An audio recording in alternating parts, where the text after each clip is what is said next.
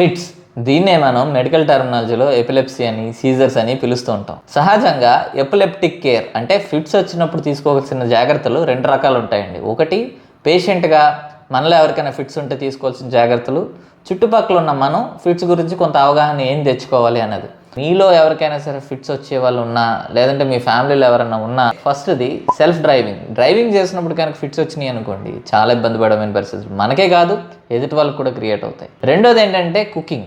ఎప్పుడైనా కుకింగ్ చేసినప్పుడు ఫిట్స్ వచ్చినాయి అనుకోండి, ఆ స్టవ్ మీద ఉన్న మంట మీద మనం పడిపోవడం, దానివలన ఏ రకమైన డ్యామేజ్ ఉంటుందో కూడా మనం ఊహించలేము. మూడోది వచ్చేటప్పటికి ఒంటరిగా ఉండడం. అంటే ఎప్పుడైనా ఫిట్స్ వచ్చి ఎమర్జెన్సీ సిచ్యువేషన్స్కి వెళ్ళినప్పుడు కొన్ని గంటల పాటు వాళ్ళని ఎవరు అటెండ్ చేయకపోతే ప్రాణాపాయ స్థితికి వెళ్ళడానికి కూడా ఛాన్సెస్ ఉంటాయి. ఎవరికైనా మనకు తెలిసిన వాళ్ళలో ఫిట్స్ వస్తే ఫస్ట్ తీసుకెళ్ళి ఏం చేస్తుంటాం, తాళం గుర్తేనా దొరుకుతుందేమో అని ఎత్తుక్కుంటూ వెళ్తాం.